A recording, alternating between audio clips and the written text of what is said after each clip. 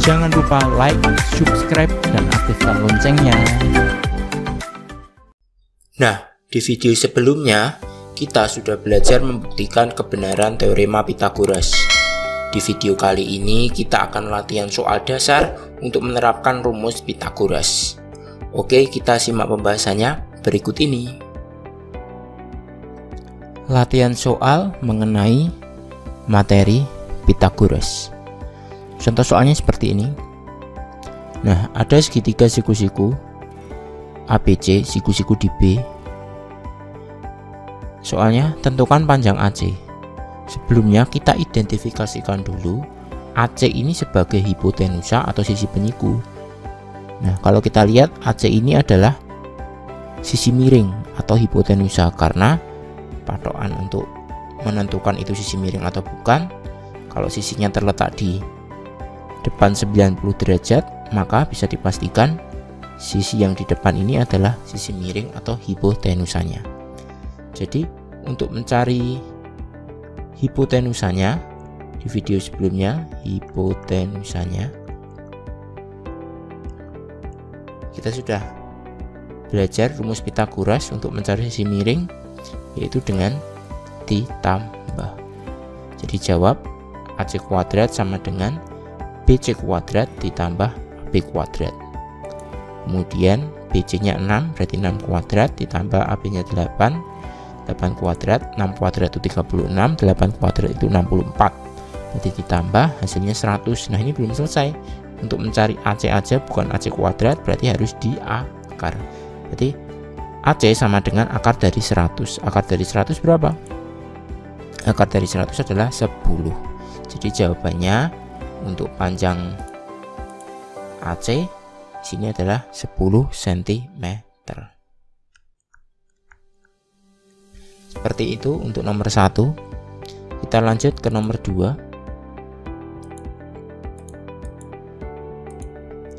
Nomor 2 soalnya seperti ini, ada segitiga siku-siku di A. Kita menentukan juga panjang AC. Tetapi AC di sini bukan hipotenusa. Kalau yang tadi nomor 1 AC-nya sebagai sisi miring atau hipotenusa, di nomor 2 ini AC-nya sebagai sisi penyiku karena hipotenusanya ada di BC, depannya 90 derajat. Berarti untuk mencari sisi penyiku caranya yaitu dikurangi rumusnya. Jadi AC kuadrat sama dengan, nah, yang jadi yang besar dikurangi yang kecil, tapi jangan lupa dikuadratin dulu. Jadi BC kuadrat dikurangi AB kuadrat.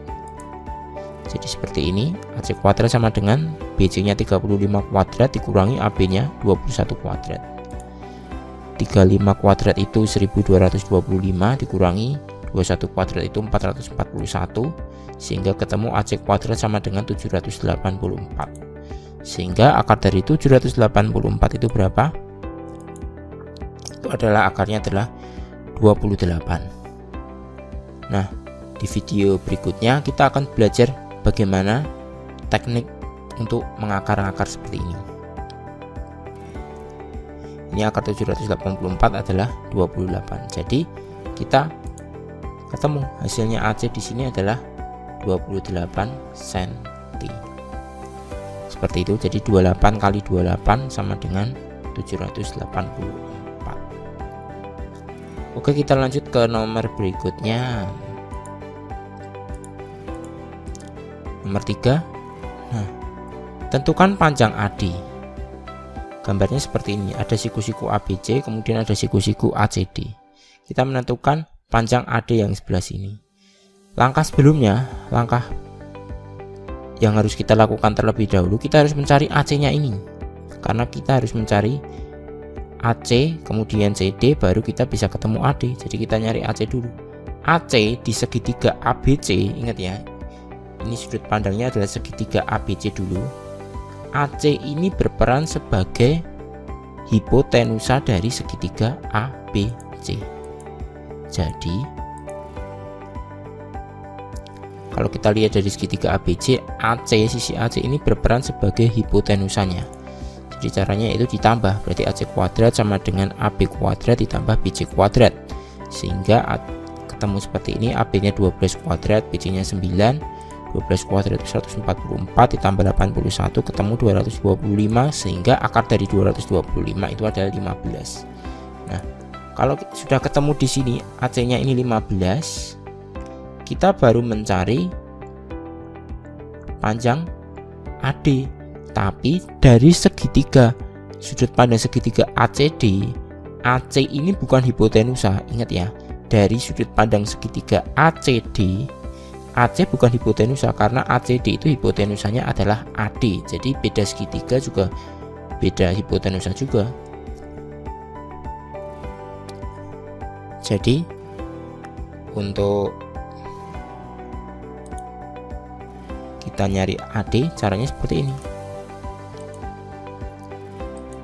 Nah, AD kuadrat sama dengan AC kuadrat ditambah CD kuadrat. AC-nya tadi kita udah ketemu 15, jadi 15 kuadrat ditambah 8 kuadrat.